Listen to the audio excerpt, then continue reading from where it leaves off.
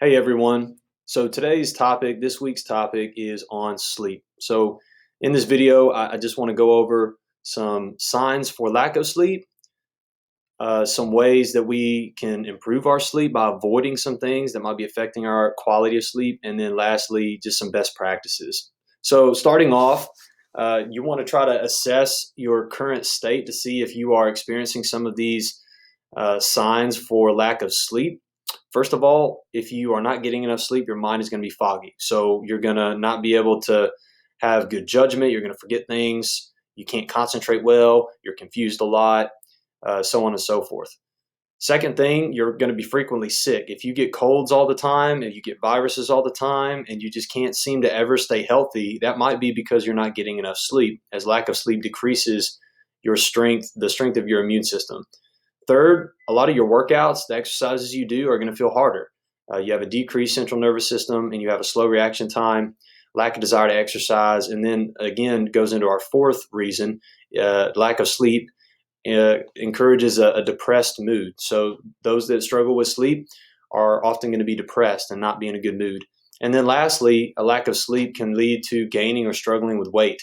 It causes hormone fluctuations, which increases the production of the hormone ghrelin, which allows your body to have a desire for sugary or processed or salty foods, and it decreases the production of leptin, which can cause feelings of satiety and satisfaction when you eat, which makes you not want to eat as much. So if you're experiencing any of these symptoms frequently, it might be because you're not getting enough shut eye. All right, so things to avoid to help us with our sleep. First thing we want to avoid is caffeine. Now, I'm not saying we don't need to drink caffeine, but we just need to make sure we monitor how much we're drinking. We don't want to exceed 6 milligrams per kilogram of body weight, and we want to try to consume all of our caffeine before noon each day, as caffeine can stay in our system up to 12 hours, which can impair our sleep quality and being able to go to sleep in the evening. Second thing is alcohol. We don't want to drink alcohol in the evenings or late at night right before bed, because that raises our blood temperature, which impairs the quality of our sleep because it activates our liver to digest that alcohol and disrupts our sleep cycle. Third thing we want to avoid is blue lights. So tablets, phones, computers, TVs, that blue light from those screens naturally blocks the melatonin output that we have in our bodies up to 23%, which is a crazy number to think about. So we want to try to power down our electronic devices at least 30 minutes, but preferably we want to try to work up to maybe 1-2 hours before we go to sleep, to allow our bodies to be able to get to that REM sleep and get quality sleep faster and more efficiently. And then lastly, we want to avoid a lot of over-the-counter medications that can disrupt our sleep quality, nasal decongestants, aspirins, and antihistamines. So lastly, let's look at some best practices. There's 3 buckets we want to focus on to improve our sleep. First thing we want to look at is sleep duration. So we want to try to get at least a minimum of 7 hours per night. However, if you're an athlete, you want to try to aim for 8 to 10 hours.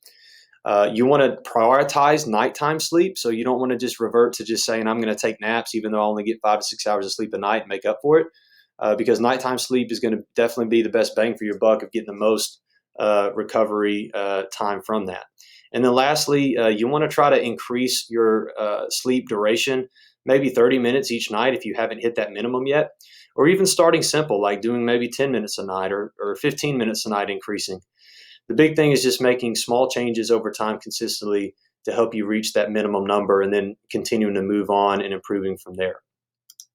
The second bucket we want to look at is sleep quality. So we want to have a consistent sleep or wind down routine. This is going to help us just relax and be able to get into a better mode of sleep as we wind down our bodies. So we want to turn off electronics, maybe stretching, foam rolling, praying, reading, taking a warm bath or shower, maybe having a routine that starts 30 minutes to an hour before going to sleep to allow our bodies and prepare our bodies to get in that restful state. We also want our sleep environment to be optimal. We want to make our room a cave. It needs to be cool, roughly 68 degrees Fahrenheit. It needs to be dark, so we can use blackout curtains or a mask over our eyes if we need to. And then it needs to be quiet. One thing that my wife and I use is a sound machine. It just blocks out that background noise, and that white noise kind of helps create the optimal sleep environment. We also want to make sure that we avoid high processed foods and high fats and sugary foods. We've already talked about caffeine and alcohol, but we don't want to eat these highly processed foods and high fat and sugar foods right before bed, because that definitely will impair our body to be able to relax and have that good quality sleep. And then lastly, if you're not generally exercising for 30 minutes a day, that would be a wonderful way to help improve your sleep quality as well. The last bucket we need to look at is sleep timing. So you want to make sure that you anchor your wake time, which means you want to have the same consistent wake time every day.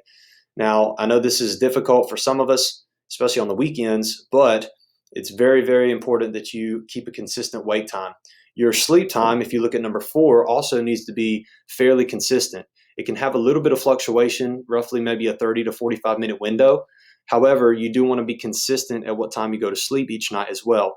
This is going to help your body get on a consistent circadian rhythm, and so your body knows when it's time to wake up and it knows when it's time to go to sleep. You also want to get exposure to outdoor morning light. This is also going to help your body know when it's daytime and when it's nighttime, when it's active time and when it's sleep time. And then lastly, if you look at wanting to take a nap, you should want to do that between 1 and 4 p.m. You should never take a nap after 4 p.m. because that's definitely going to mess up that circadian rhythm and that sleep cycle. And you also want to make sure your naps are roughly 20 to 30 minutes long. It's a short power nap. It's not a 2 to 3 hour long nap, as too much nap in between the day is again going to mess up that circadian rhythm and cause sleep inertia, that sleep pressure that you might feel when you wake up from a long nap and you're groggy and you just can't get out of the slump. One thing to note, depending on what type of person you are, if you're a morning person, you want to try to take that nap earlier in that period between 1 and 2 p.m. And if you're a night owl, you might push it to the end spectrum of 2:30 to 3:30 p.m. So I hope this video was helpful to just inform you on the importance of sleep and ways that you can incorporate just improving your sleep habits so that you can not only increase just your general health, but also increase your athletic performance and aid your recovery.